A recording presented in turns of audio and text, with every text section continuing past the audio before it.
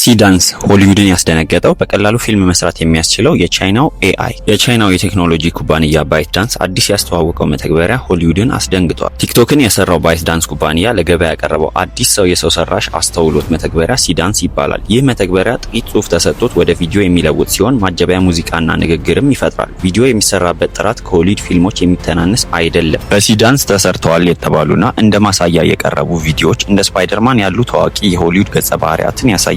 በማህበራዊ ሚዲያ ላይም ከፍተኛ እውቅናንም አግኝተዋል። እንደ ዲዝኒ እና ፓራማውንት ያሉ ግዙፍ የአሜሪካ ፊልም ሰሪ ተቋማት ባይትዳንስ የቅጂ መብት ጥሰት ፈጽሟል ብለው ከሰዋል። ሲዳንስ እንዴት ይሰራል? ሲዳንስ የሰው ሰራሽ አስተውሎት መተግበሪያ በአውሮፓውያኑ ሰኔ 2025 ሲተዋወቅ እምብዛም ታዋቂ አልነበረም። ከ8 ወራት በኋላ መተግበሪያው ማሻሻያ ተደርጎበት ይፋ ተደረገ። ቪዲዮ ስቴት በተባለው የፈጠራ ተቋም ውስጥ የሚሰራው ጃን ዊሊያም ብሉም ሲዳንስን ሲገልጸው በኤአይ የተሰራ ቢሆንም ቆንጆ ቪዲዮ ነው ብዬ ለመጀመሪያ ጊዜ ያሰብኩበት ምክንያት ነው ይላል። በሲዳንስ የተሰሩ ቪዲዮዎች በፕሮዳክሽን ተቋማት እንደሚሰሩት ያህል ጥራት እንዳላቸውም ይናገራል። በምዕራቡ ዓለም የተሰሩ የሰው ሰራሽ አስተውሎት ቪዲዮዎች አስደናቂ ምስሎች ቢኖራቸውም ሲዳንስ ሁለገብ መሆኑን ያስረዳል። ጽሑፍን ወደ ቪዲዮ የሚለውጠው እንደ ሚድ ጆርኒ እና ሶራ ያሉ መተግበሪያዎች አሉ። ሲዳንስ በአጭር ጽሑፍም ቢሆን ከፍተኛ ጥራት ያለውን ቪዲዮ መፍጠር ይችላል። ሰው ሰራሽ አስተውሎት ስነ ምግባር ባለሙያ ማርግሬት ሚሼል እንደምትለው ሲዳንስ አስደናቂ የሆነውን ጽሑፍ፣ ምስልና ድምፅ አንድ ላይ ስለሚያቀናጅ ነው። ተዋናዩ ዊል ስሚዝ ፓስታ ሲመገብ የሚያሳይ ቪዲዮ ተሰርቶ በማህበራዊ ሚዲያ ላይ በስፋት ሲዘዋወር ነበር።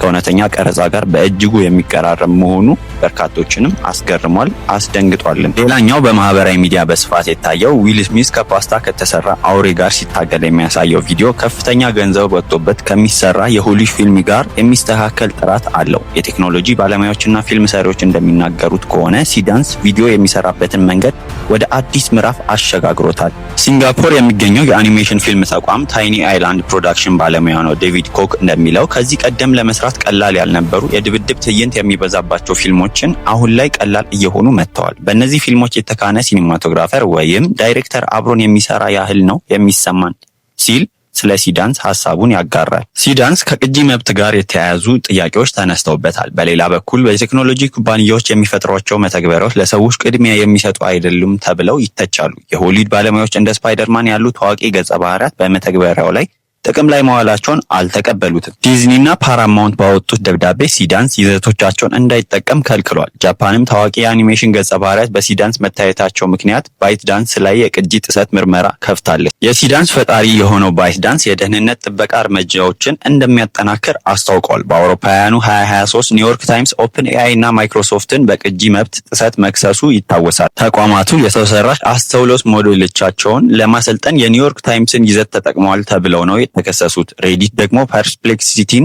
የደንበኞቹን ጽሑፍ እንዳወረደ በመግለጽ ከሶታል።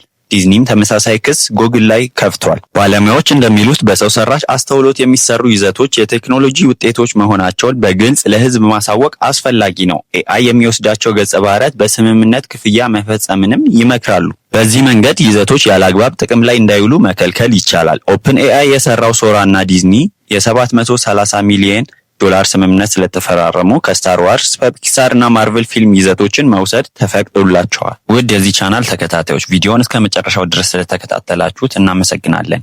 ያላችሁን ሐሳብና አስተያየት ኮሜንት ሴክሽን ላይ አስቀምጡልን። ቪዲዮ ከተመቻችሁ ላይክ እንዲሁም ሰብስክራይብ በማድረግ ሐሳባችሁን አጋሩን።